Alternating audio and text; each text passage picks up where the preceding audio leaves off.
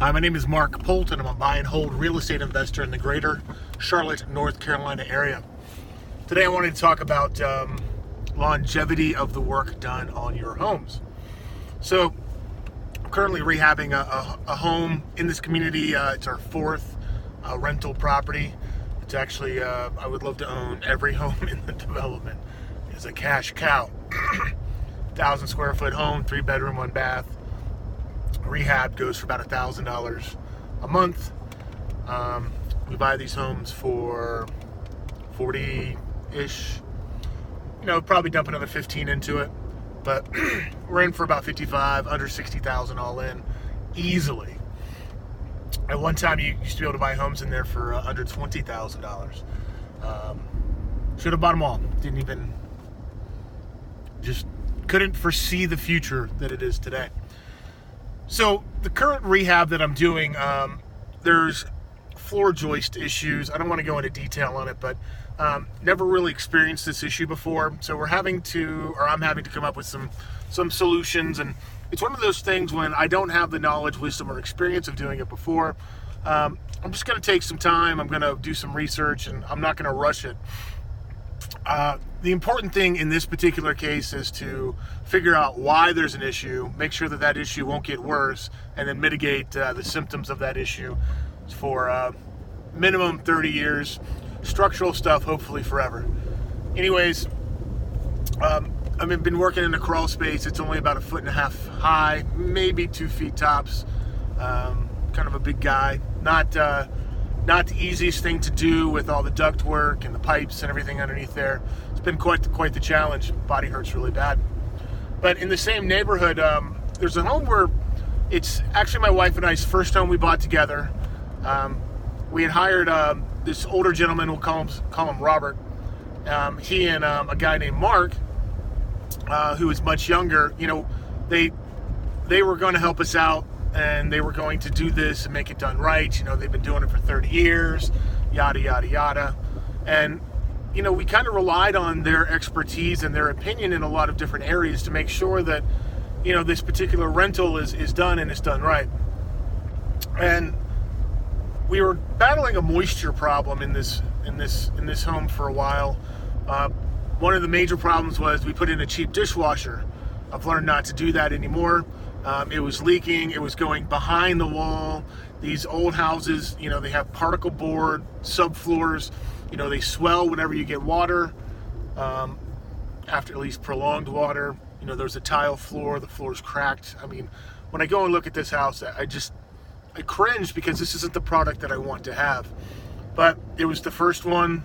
Learned a lot. And I replaced the dishwasher. We always use Bosch. They are very reliable, rarely leak, and we just don't really have that many problems, if any at all. And they're quiet, so our renters really, really enjoy that. You almost can't even tell that they're on. However, even after replacing that, we still had a little bit of a moisture problem, and I couldn't really figure out why. So finally, after about 2.5 years, we decided to open up the wall. And there was a copper pipe. It was a 90-degree joint that was leaking. It's been leaking quite a bit, probably many gallons a day, every day for about 2.5 years.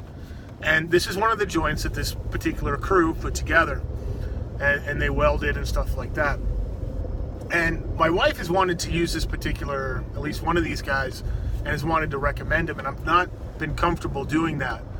And the reason I'm not comfortable doing that is because he's not unusual, and this group isn't unusual. They're contractors. They're looking to get the job done and get paid. But as a homeowner and somebody who's renting out properties, that's not what I'm looking to do. Yes, I need to get it done. Yes, we need to get it done fast.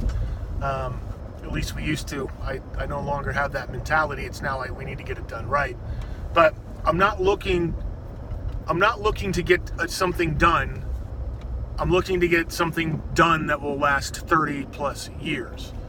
And in dealing with these contractors, they just can't get that out of their head. They're like, well, I got to hurry up and get this done so I can get paid. I got to hurry up and get this done so I can get paid. And that just doesn't work for me. And here's a perfect situation why. this has been leaking for a while. They half-assed the job on this joint, and I don't use copper in any house anymore. I don't know how to sweat joints. I'm not confident with it. It's really not the material production builders and custom builders use anymore. They use PEX. PEX is something that I can do on my own. I have the tools for it. It doesn't require 5 years experience to make sure we get this right. I mean, we're putting this stuff inside of walls. The walls are being covered up. I need something that I can do that is going to be reliable and preferably doesn't require flame.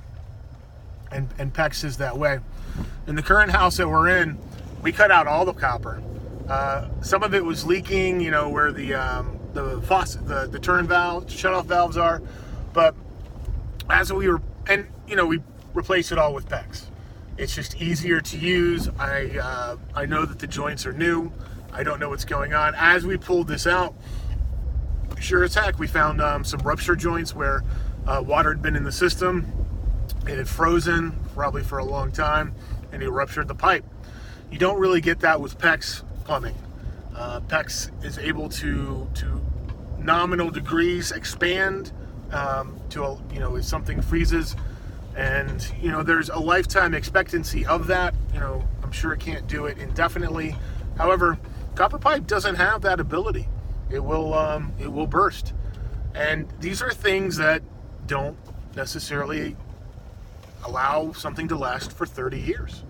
So that's one reason why we use PEX. That's one reason why we don't we don't use weird transitions, shark bites and stuff like that, from PEX to copper. And that's what's in this house. It's just a weird, conglomeration of different types of connectors and things like that. And it's not their fault, it's mine. I didn't know any better. If and when this guy moves out, there's probably going to be a full rehab like anything else, just to get the electrical, just to get the plumbing, just to get the flooring and everything back. And I don't look forward to it, but I can't rent out a house like this. None of the electrical makes sense. None of the plumbing makes sense. Troubleshooting this thing is stupidly difficult, and it was because people are in the mentality of, let's just hurry up and figure out how to get this done so we can get paid. So, in conclusion, I just want to say that, this is one reason why it's important for you, especially in the buy and hold, to get in there and, do the work for a little while, to understand the consequences of, actions, or in this case, lack of action. That way, whenever you're hiring contractors or you're inspecting their work, you can have at least some kind of base knowledge to go along with that. In the future, every single house we have, especially these smaller ones, if we're opening up the walls, we're just going to replace all the plumbing. It's just not worth it. Even these small houses, rewiring them, it seems like a really big deal. It's really not. It takes a couple days tops. It just sucks because you're in the crawl space doing it. But, these things have been wired and rewired and spliced and, just all kinds of stuff over the years. And it's almost better, especially if you have the walls open, just to go ahead and rewire the damn thing. If for no other reason, then it's done your way, and you'll understand if you ever have to go in there and troubleshoot. Anyways, hope you go out there and live the You Won't Stop Me lifestyle. It's early in the morning. I should be in bed. Not usually up this early, but as you can see, I had to get stuff for today's rehab project, and having trouble sleeping because we have to get stuff done. Anyways, that's the You Won't Stop Me lifestyle. I wish you success.